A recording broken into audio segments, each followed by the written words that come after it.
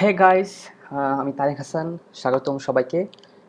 আজকে নতুন একটা স্ক্রিনকাস্ট সিরিজ শুরু করতে যাচ্ছি, যেটার মেইন বিষয়বস্তু হচ্ছে ওয়ার্ডপ্রেস প্লাগইন ডেভেলপমেন্ট। এবং আজকে এটার প্রথম পর্ব। এবং আশা করি যে ভবিষ্যতেও আমি এই পরবর্তী পরবর্তী যে টপিকগুলো আসবে সেগুলো নিয়ে আমি আলোচনা চালিয়ে যেতে পারবো। এবং এখানে আমি দেখানোর চেষ্টা করবো একদম বেসিক লেভেল থেকে একদম বিভিন্ন topic, high level topic, advance topic, এগুলো নিয়ে আলোচনা করার জন্য। সো আশা করি আমি চালিয়ে যেতে পারবো। So wish me luck. Okay, so let's start our new screencast series.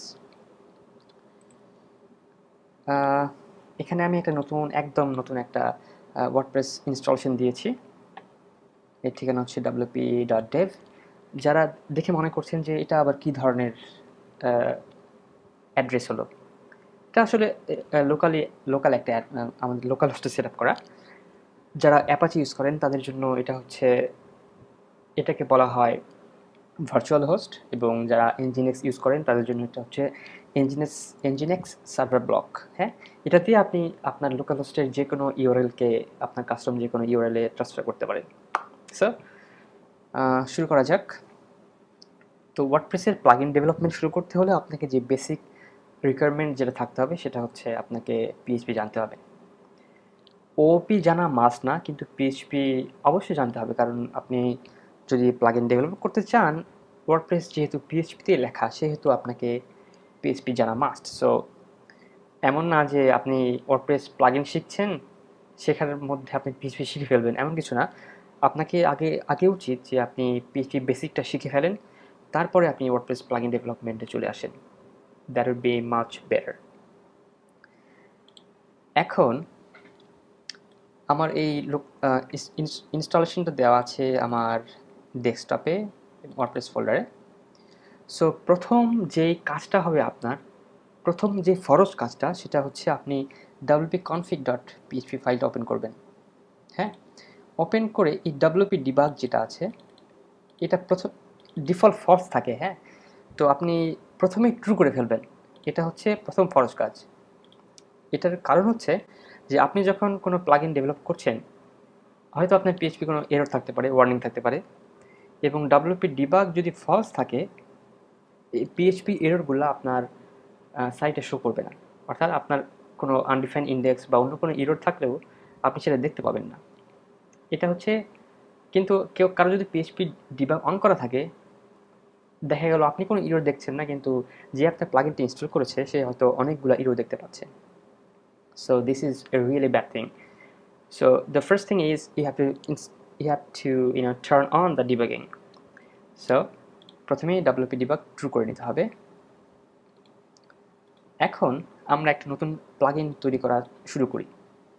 এর জন্য wp content ফোল্ডারে plugins.php, বর্তমানে আমাদের একটা প্লাগইন আছে যেটা হচ্ছে হ্যালো ডলি, যেটা ওয়ার্ডপ্রেসের ডিফল্ট থাকে, যেটার লিখেছেন ওয়ার্ডপ্রেসের কোফাউন্ডার ম্যাট মুলিনওয়াগ। ওয়ার্ডপ্রেসের ফাউন্ডার না, ওয়ার্ডপ্রেসের কোফাউন্ডার। যদিও তিনি শুরু করেন, তার সাথে আরেকজন কোফাউন্ডার ছিলেন, যার নাম হচ্ছে মাইক লিটল। তিনি ইংল্যান্ডের বাসিন্দা। তো এই দুইজন মিলে ওয়ার্ডপ্রেস শুরু করেন। তো আমাদের প্রথম যে প্লাগইন হচ্ছে হ্যালো ডলি, আরেকটা ছিল আকিসমেট, সেটাকে আমি অলরেডি ডিলিট করে দিয়েছি। সো আমরা একটা প্লাগইন তৈরি করা শুরু করি, নাম দিই উইডটস। উইডেভস থেকে উইডটস, it make sense, right? Okay, so আমরা ফোল্ডার থেকে এটাকে সরাই নিই এবং উইডটসকে এখানে দিয়ে দিই। হ্যাঁ, সো প্রথমে আমার একটা প্লাগইনের জন্য আমরা একটা ফোল্ডার তৈরি করে নিলাম। একটা এটা সিঙ্গেল ফাইল। হ্যাঁ, সিঙ্গেল ফাইল তো প্লাগইন তৈরি করা যায়, কিন্তু আমাদের যদি একাধিক ফাইল থাকে সেটা করা যুক্তিযুক্ত হবে না। সো আমরা প্রথমে একটা ফোল্ডার বানিয়ে নিলাম। এখন আমাদের একটা ফাইল থাকতে হবে, পিএইচপি ফাইল। এটা সেভ করে ফেলি। এটার নাম হবে without.php। So wits dot PHP চলে আসলো। এখন আমাদের কিছু ওয়ার্ডপ্রেস চেনাতে হবে যে আসলে এটা আমাদের একটা প্লাগ ইন ফাইল। সো এটা চেনানোর জন্য আমাদের যেটা করতে হবে, আমরা যদি এই পেজে আসি codex.wordpress.org/writing-a-plugin, এখানে আপনি কীভাবে প্লাগ ইন লিখবেন সেটা বর্ণনা করা আছে।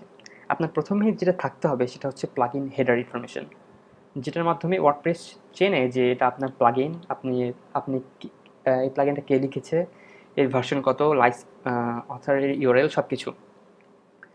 এটা হচ্ছে বেসিক পিএইচপি কমেন্টের মধ্যে লেখা থাকে এবং ওয়ার্ডপ্রেস সেটাকে আপনার ফাইলটাকে পার্স করে এই ইনফরমেশনগুলোকে এক্সট্র্যাক্ট করে নেয়। সো আপনি জাস্ট কপি করে পেস্ট করবেন।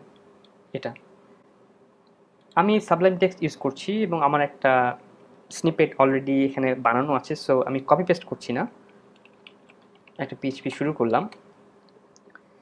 আপনি পিএইচপি যখন একটা স্ক্রিপ্ট লিখবেন, আপনি জাস্ট পিএইচপিটা শুরু করবেন, আপনাকে শেষ এন্ডিং কোনো ট্যাগ লিখতে হবে না এবং লেখা উচিত না, এটা একটা বেস্ট প্র্যাকটিস। আপনি যদি পুরোটাই পিএইচপি ফাইল হয়, আপনি এন্ডিং কোনো দিবেন না, এন্ডিং ট্যাগ দিবেন না। সো আপনি জাস্ট এটা কপি করে পেস্ট করে আনবেন। আমি যেটা করছি, আমার একটা সাবলাইমে একটা স্নিপেট সেট করা আছে, যেটা হচ্ছে প্লাগইন। ট্যাব দিলেই আমার পুরোটা একটা টেমপ্লেট সেট করা আছে, চলে আসলো। সো প্রথমে যে প্লাগইন নেম, আমাদের একটা প্লাগইন নেম দিতে হবে। দেখা গেল উইটস, একটা প্লাগইন নেম দিলাম। দেন ডেসক্রিপশন, আপনাকে সিম্পল একটা ডেসক্রিপশন দিতে হবে, এ সিম্পল ডেসক্রিপশন।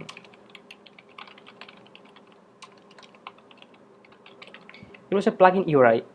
এই প্লাগইন ইউআরআইটা হচ্ছে আপনার প্লাগইনের কোনো ইউআরএল, যেখানে গেলে আপনার প্লাগইনের ডিটেলস বিস্তারিত পাওয়া যাবে এবং আপডেট ইনফরমেশন পাওয়া যাবে, সব কিছু পাওয়া যাবে এই ধরনের। সো আমি আমার ব্লগের ঠিকানা দিয়ে দিই জাস্ট। অথরের নাম দিতে হবে এখানে। সো অথরের নাম Tarek Hasan, author URI same, version হচ্ছে 0.1। লাইসেন্স কী হবে, এটা জিপিএল 2 হতে পারে, জিপিএল 3 হতে পারে, কিন্তু জিপিএল হতেই হবে, কারণ আপনার প্লাগইনটা হচ্ছে ওয়ার্ডপ্রেসের ডেরিভেটিভ অর্থ হচ্ছে যে ওয়ার্ডপ্রেসের যে লাইসেন্সিং মডেল সেটা হচ্ছে জিপিএল। সো জিপিএল ডেরিভেটিভ কোনো কাজ, যেমন থিম বা প্লাগইন, অবশ্যই জিপিএল হতে হবে, অন্য কিছু হওয়া যাবে না। So the licence must be GPL 2 or 3। তারপর টেক্সট ডোমেইন আমাদের উইটস। টেক্সট ডোমেইনটা কি যদি না জেনে থাকেন, এটা হচ্ছে আমাদের মাল্টিলিঙ্গুয়াল বা ট্রান্সলেশনের কাজে লাগে, এটা হয়তো পরবর্তীতে আমরা আলোচনা করব। ডোমেইন পাথ, এটা দিলেও হয় না দিলে হয়, আমি জাস্ট ইগনোর করছি এটাকে। দেন এটা হচ্ছে একটা কপিরাইট ব্লক।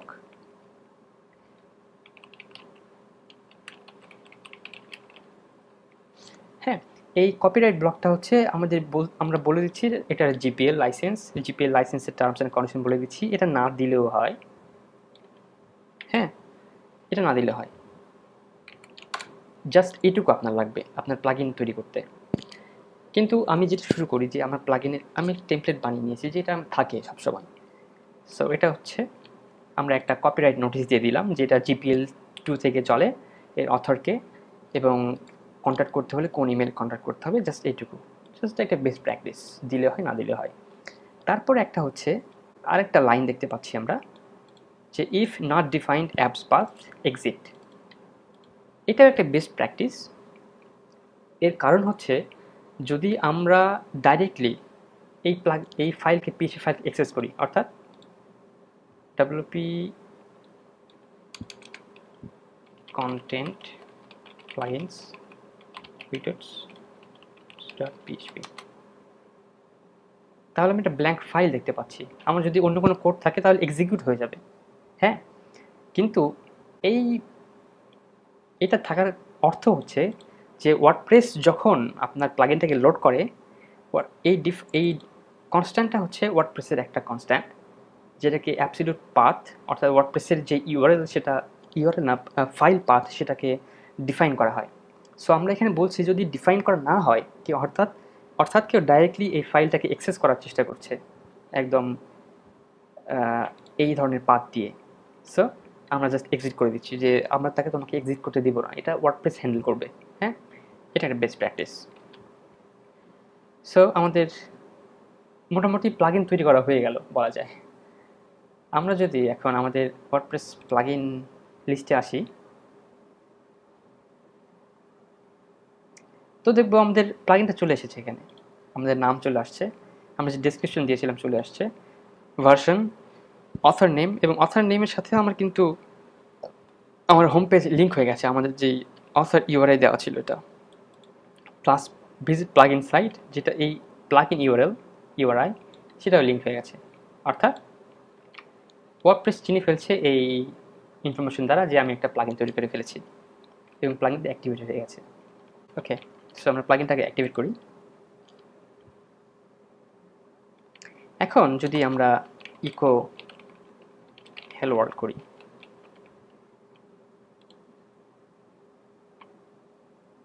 এই যে হেলো ওয়ার্ল্ড চলে আসছে এবং কিছু আমাদের ইরর দেখাচ্ছে।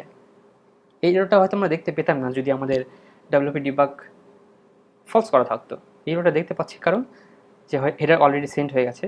ওয়ার্ডপ্রেস একটা কুকি সেট করার চেষ্টা করছে কিন্তু পারছে না, কারণ কুকি তখনও সেট হয় না। কুকি তখনই সেট করতে হয় যখনও আপনার স্ক্রিনে কোনো ইনফরমেশন আসে নাই, কিন্তু আপনি মানে স্ক্রিনে একটা অলরেডি প্রথমেই চলে আসছে এবং আপনি একটা কুকি সেট করার চেষ্টা করছেন। সো পিএইচপি এখানে এরর দেখাচ্ছে। সো আমরা একটা প্লাগইন লিখে ফেলেছি। আমাদের এই টিউটোরিয়ালে আমরা দেখে ফেললাম যে কীভাবে একটা প্লাগইন তৈরি করলাম এবং কীভাবে প্লাগইনটা অ্যাক্টিভেট করলাম। আসলে এভাবেই আমরা আমাদের প্রথম প্লাগইনটা তৈরি করে ফেললাম। এখন পরবর্তী ভিডিওতে আমরা দেখব যে আরও বিস্তারিত সম্বন্ধে যে প্লাগইন যে আরও বিস্তারিত এপিআই আছে, বিভিন্ন কাজ করা যায়, সেগুলো নিয়ে আমরা একের পর এক দেখব। সো সেই পর্যন্ত গুড বাই, আল্লাহ হাফেজ।